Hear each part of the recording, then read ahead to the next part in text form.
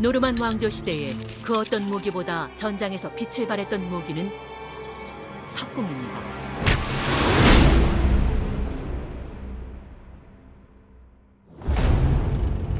이 석궁을 포함한 14세기의 석궁은 수세기에 걸친 발전의 정점이었죠.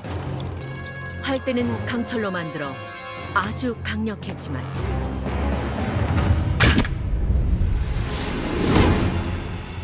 노르만 왕조 초기의 석궁은 활대를 나무로 만들었죠.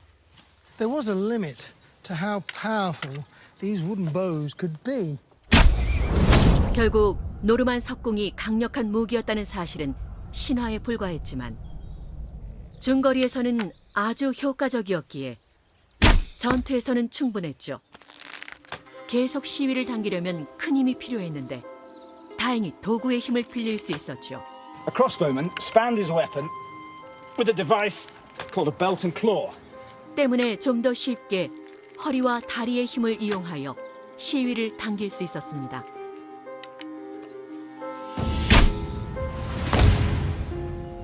Crossbowmen were vulnerable on a battlefield, so they carried large shields called pavises, so they could hunker down behind, load, pop up, shoot, and then duck back down again to reload. 석궁은 정확도가 높고 장궁에 비해 훈련이 쉬우며 화살도 저렴했습니다. 무엇보다도 공성전 상황에서 시간을 들여 정확한 조준을 할 수가 있었죠. 성을 수비하는 석궁병을 지키기 위해 각 성은 호딩이라 부르는 특수 제작된 나무 회랑을 지니고 있었죠. 하지만 접근하는 적에게 화살을 쏘는 일은 쉬운 게 아니었습니다. 어떻게 화살을 석궁에서 미끄러지지 않게 할 수 있었을까요? What they did is just place the thumb loosely on the top of the bolt, which is just enough with light pressure to hold it in place. 1200년경 노르만의 나무 석궁에 이어 새로운 무기가 등장하는데 바로 합성궁입니다. 뿔과 힘줄로 활대를 만든 합성궁은 나무 활보다 더 작게 만들 수 있었고 그 위력은 4배나 더 강력했죠. 하지만 비용이 많이 들었습니다. 그래서 전장이나 성벽 위에서는 단순한 나무 석궁이 여전히 주력 무기로 남아 있었죠.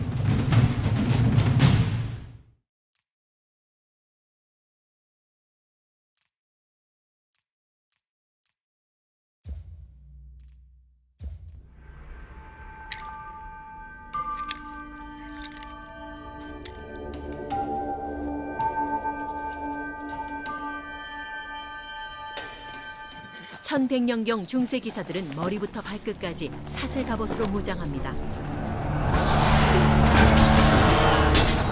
Mail is really like a metal fabric. It moves and behaves like a cloth, but is actually made of hundreds and thousands of interlocking iron rings. 이 갑옷은 칼날을 튕겨낼 수 있었죠. As an armor, mail didn't work all by itself. It needed the addition of a padded coat.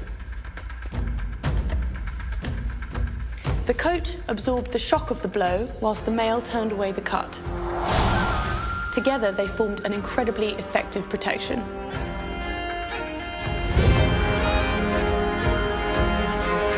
사슬 갑옷을 제작하려면 먼저 적당한 굵기의 철사를 만들어야 했습니다. 이에 필요한 철사를 만들기 위해서는 여러 개의 작은 구멍이 나 있는 강판으로 철사를 넣어서 알맞은 굵기가 될 때까지 반복했죠. To make the rings, we wind the wire onto a mandrel. And then we take it off the mandrel and cut the rings.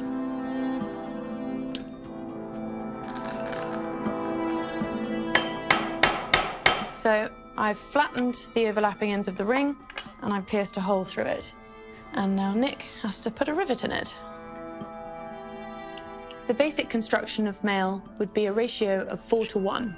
So each ring goes through 4 of its fellows. Here you can see I've made a set of 5, which will then be joined to other sets of 5 to create a sheet of mail. 사슬 갑옷은 전부 맞춤 제작이었습니다.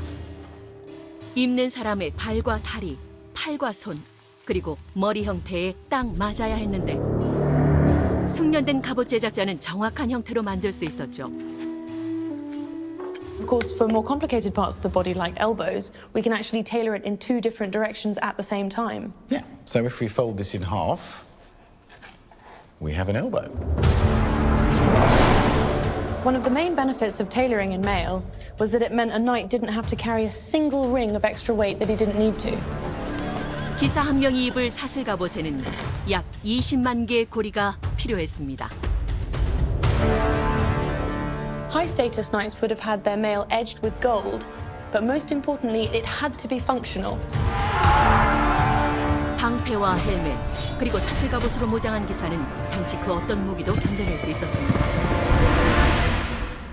정보강 윌리엄은 요크를 반란군으로부터 되찾았습니다. 이제 자신을 거역한 대가를 반란 세력에게 알려주려 합니다. 더 이상의 저항을 철저히 분쇄하기 위해 잔혹한 파괴의 여정에 나섰고, 이 원정은 북부의 유린이라 불리죠. 마을과 작물이 파괴되었습니다. 10만에 이르는 사망자가 나온 것으로 알려져 있습니다. 정보강 윌리엄은 무자비하고 효율적으로 새 왕조에 대한 충성을 공고히 했습니다. 허나 오래가지는 못했죠. 안정은 그 자식들에 의해 혼돈으로 바뀌고 말았습니다.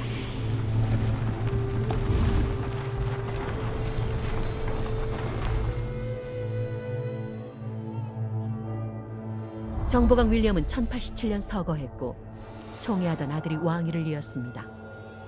저광 윌리엄이라 불리는 윌리엄 2세였죠. 윌리엄 2세의 통치 13년에 재앙이 찾아왔습니다. 사냥 중에 그가 사망합니다.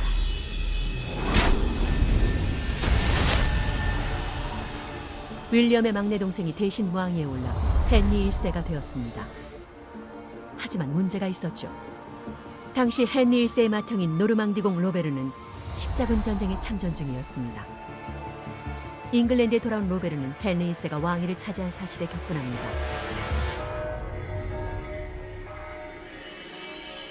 노르망디로 돌아간 로베르는 잉글랜드를 침공해 동생으로부터 왕관을 빼앗고자 했습니다. 그러나 실패한 채로 돌아와야 했죠. 복수를 다짐한 헨리는 반격에 나섭니다. 1066년과는 반대로 헨리 1세는 도버 해협을 건너 노르망디를 침공합니다. 형 로베르의 통치권을 빼앗기 위해서였습니다. 첫 번째 표적은 바이웨였죠. 이 부유하고 화려한 도시는 노르망디의 보석이었습니다. 헨리 1세는 도시에 대한 진군을 명령하는 것으로 원정을 시작했습니다. 바이웨는 이제 잉글랜드 군의 분노에 직면하게 되었습니다.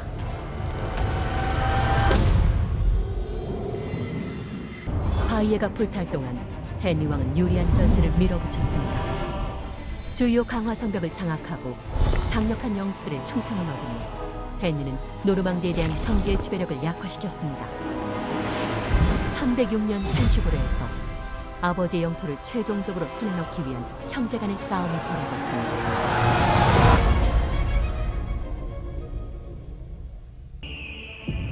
노르만의 잉글랜드 지배는 위압적인 성 건설과 새로운 법이 특징이었지만 이들의 취미 중 하나가 잉글랜드에 다른 영향을 미칩니다. 사냥이죠.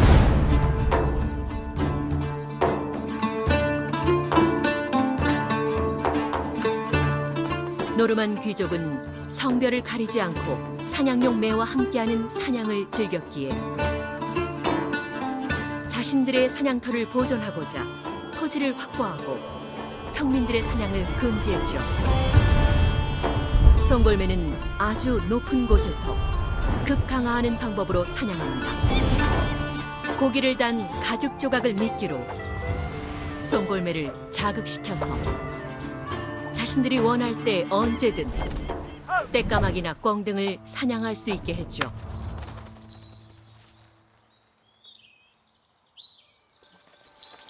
송골매는 사냥할 때 꽤 먼 곳까지 사냥감을 추적하는데 사냥을 즐기는 이들은 그 모습을 보기 위해 말을 타고 쫓아가곤 했죠.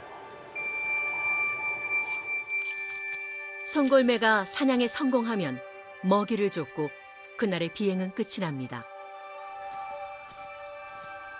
결국 귀족들의 유흥을 위해 사냥에는 많은 송골매가 필요했죠.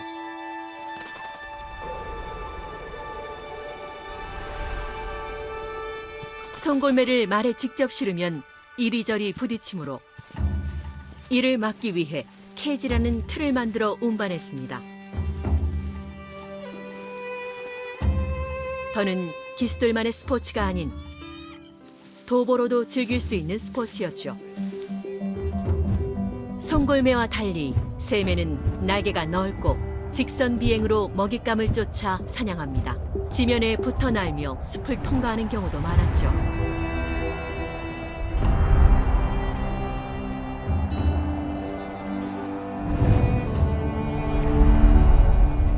새매는 눈으로 먹잇감을 보기에 시각이 발달했습니다. 사냥 중이 아니면 머리에 가죽을 씌워 얌전하게 만들죠. 보이는 게 없다면 흥분하거나 경계할 일이 없으니까요. 하늘의 귀족을 땅의 귀족이 부리는 셈이죠. 송골매와 새매는 권력과 지위의 상징이었는데 이는 곧 노르만족의 정체성이었죠.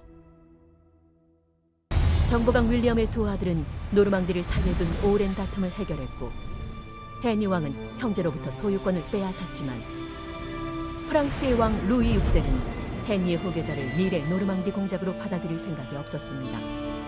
권력이 취약한 헤니는 프랑스 왕의 침략이라는 첫 번째 시련에 직면하게 된 것이죠.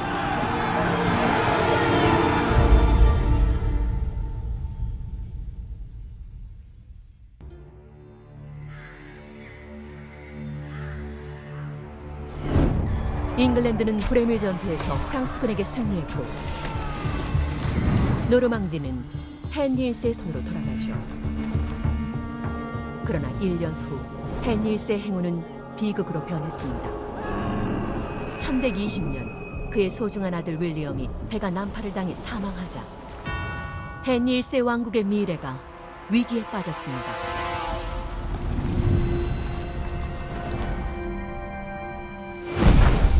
헨리에게는 새로운 후계자가 절실했죠. 왕위를 계승할 아들이 사라지자 헨리 1세는 전통을 깨고 딸 마틸다를 선택하면서 헨리 1세는 귀족들에게 마틸다를 여왕으로 인정한다는 맹세를 받아냅니다. 하지만 헨리 1세가 죽자 귀족들은 맹세를 깨버렸습니다. 잉글랜드는 여자의 통치를 원치 않았죠. 마틸다의 조카인 스티븐이 이 틈을 노려 왕위에 오릅니다.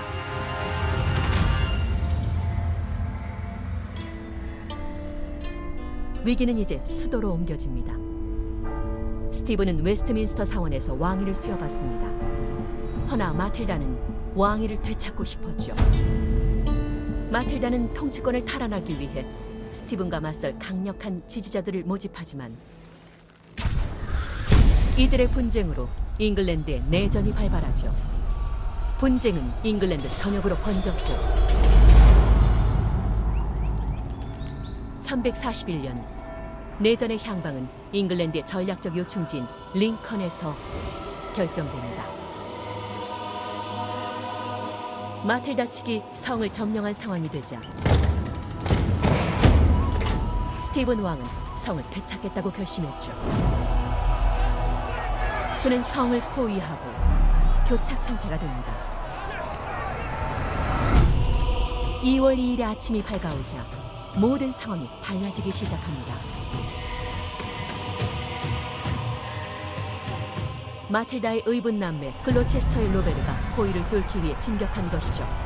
로베르의 군대가 링컨에 다다르자 스티븐의 군대는 방향을 돌려 이들을 맞이합니다. 로베르가 마틸다의 왕위를 되찾으려면 이 전투에서 승리해야 했죠.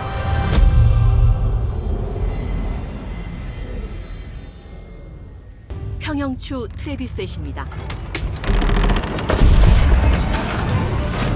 공성 무기 중에 제왕이었죠. 아주 먼 거리에서 성벽을 무너뜨릴 수 있는 투석기였습니다.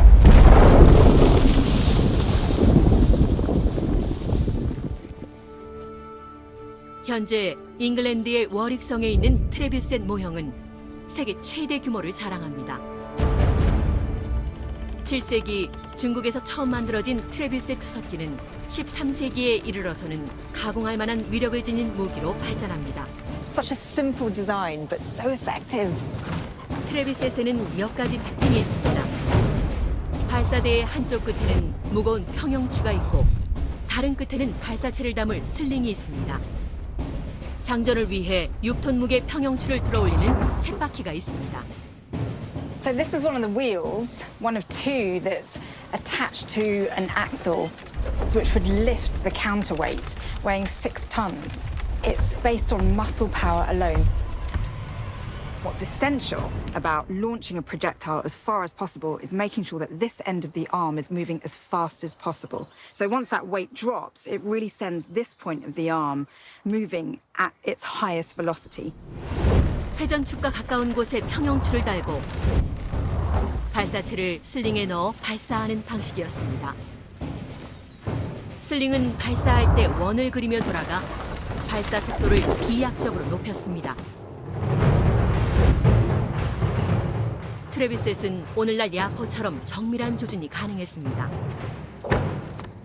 In order to weaken the castle walls or even breach them, you had to make sure that the projectiles hit the same spot every single time. 각 발사체가 동일한 궤적을 그리며 날아가려면 모두 무게와 형태가 같아야만 했습니다. 따라서 석공들은 측정기를 사용했죠. Now I'm going to load this projectile into the sling. This one must weigh about 25 kilograms, but some projectiles can get up to 150 kilograms. That's the weight of 2 men. 트레비셋 투석기는 불붙은 타르, 벌집, 심지어 시체도 던져버렸죠. 적을 괴롭힐 수 있는 모든 것을 던졌습니다.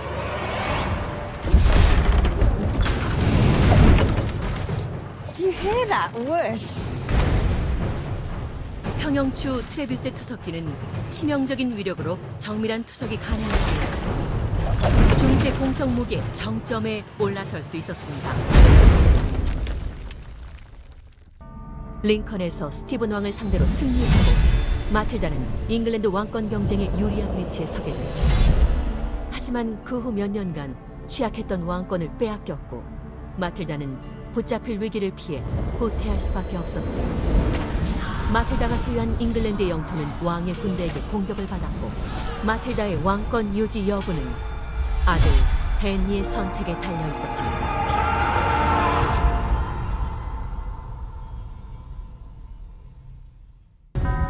People often imagine that castle walls were just left as bare stone, but in fact they weren't. They were plastered, painted, and decorated.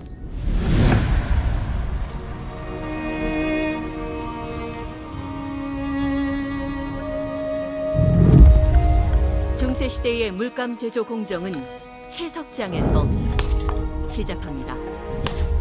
This is a sandstone with a really high iron content. In it, we find pockets of ochre. This is iron oxide, like rust, and the ochre is one of the main ingredients in pigment making. 우선 오커라는 황토를 곱게 빻아 가루로 만들고 The finer the particles in paint, the better the paint will be. 그렇게 빻은 가루에 물을 섞어서 채로 걸러줍니다. This is the exact opposite of making pasta at home.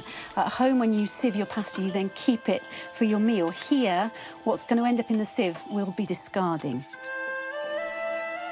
물감 제조에 쓰이는 건 물속에 떠다니는 고운 입자입니다.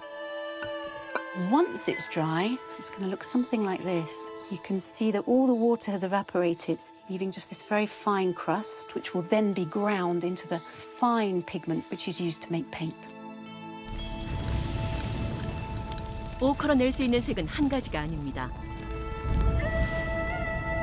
오커에 열을 가하면 놀라운 일이 벌어집니다. 노란 오커가 빨갛게 되죠. 열을 더 오래 가한다면 더욱 다양한 색을 만들 수 있습니다. It's been burnt for over 72 hours at 1,000 degrees Celsius, and that gives us this incredible purple colour. 물감은 이런 색소를 달걀 그리고 나무 수액과 함께 섞어서 만들었죠. A popular motif in the Middle Ages was the use of stones and roses. That's where you paint on blocks of stone to make it look like you could afford to pay stonemasons to produce dress blocks of stone and then decorate them with 5-petaled flowers. 중세의 성은 우리가 생각했던 단조로운 곳이 아닌 온갖 색과 빛의 향연이 펼쳐지는 곳이었습니다.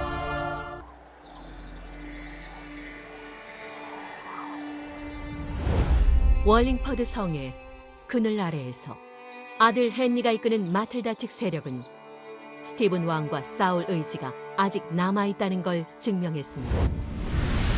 전쟁이 15년 동안 지속되자 양측은 모두 지쳐버렸고 결국 협정을 맺게 되죠. 마틸다는 왕위 계승권 주장을 포기했지만 스티븐이 사망하면 자신의 장남인 헨리가 왕위를 물려받게 한다는 조건을 걸었죠. 1년 후 헨리는 왕위에 올라 헨리 2세가 됐습니다. 그리고 자신의 왕국을 강대한 앙주 제국으로 키워냈죠. 하지만 이번에도 왕이 평생에 걸쳐 이룬 것이 마치 운명처럼 자식들의 손에 무너집니다.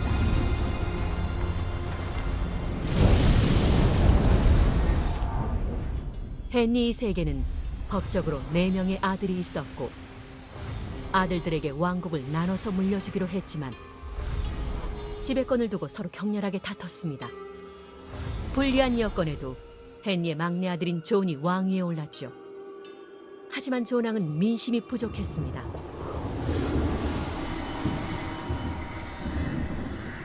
존 왕은 선왕이 확장한 앙주 제국의 영토를 대거 상실했고 거액을 들여 전투를 했지만 영토 탈환에 실패합니다.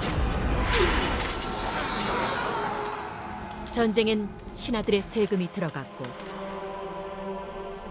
결국 잉글랜드의 귀족들은 인내심이 바닥나 버렸습니다. 이에 존 왕을 압박하여 왕권을 제약하는 헌장의 한 서명이 마그나 카르타죠. 그러나 그는 약속을 어겼습니다.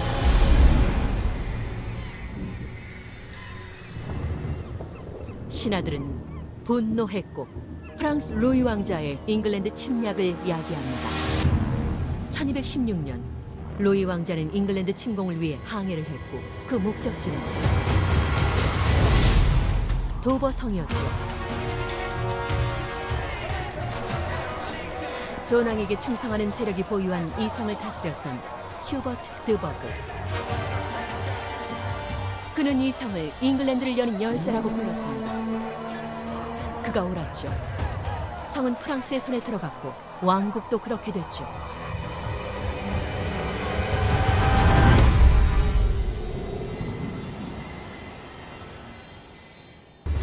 도버 방어전이 일어나기 1년 전 존 왕이 마그나 카르타에 저항하면서 제1차 봉신전쟁으로 알려진 반란으로 잉글랜드가 혼란에 빠집니다. 잉글랜드 전역에서 귀족들은 왕가와의 관계를 끊고 로체스터를 비롯한 주요 도시를 점령했고 왕권을 위협받은 존 왕은 로체스터를 탈환하고 반역자들을 잡아들이기 위해 군대를 배치했습니다.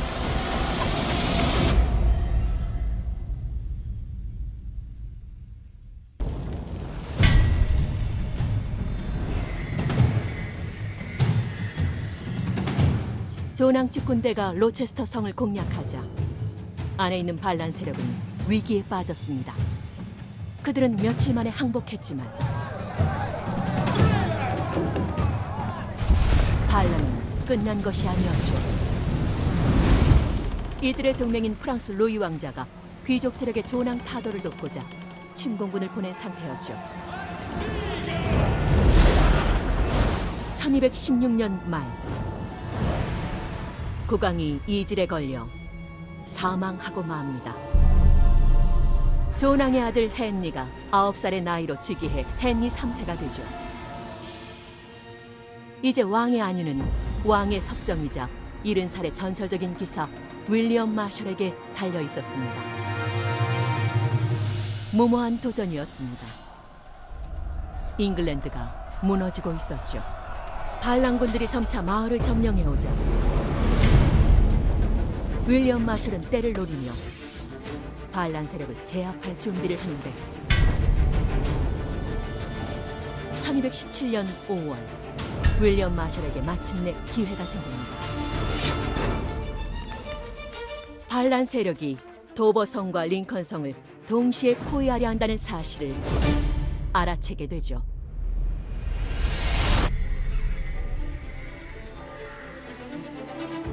반란군이 분열되고 불리한 상황 속 윌리엄 마셜이 왕당파 세력을 이끌고 링컨으로 향합니다. 도시 한편의 성은 여전히 왕당파가 장악하고 있었고 니콜라 들라하이가 이들을 이끌었지만 도시의 거리는 반란군이 장악하고 있었습니다. 1217년 5월 20일 윌리엄 마셜이 이끄는 왕당파 구원군은 반란군이 장악한 도시를 탈환하기 위해 당도했고 이 임무의 성공에 잉글랜드의 미래가 달려 있었죠.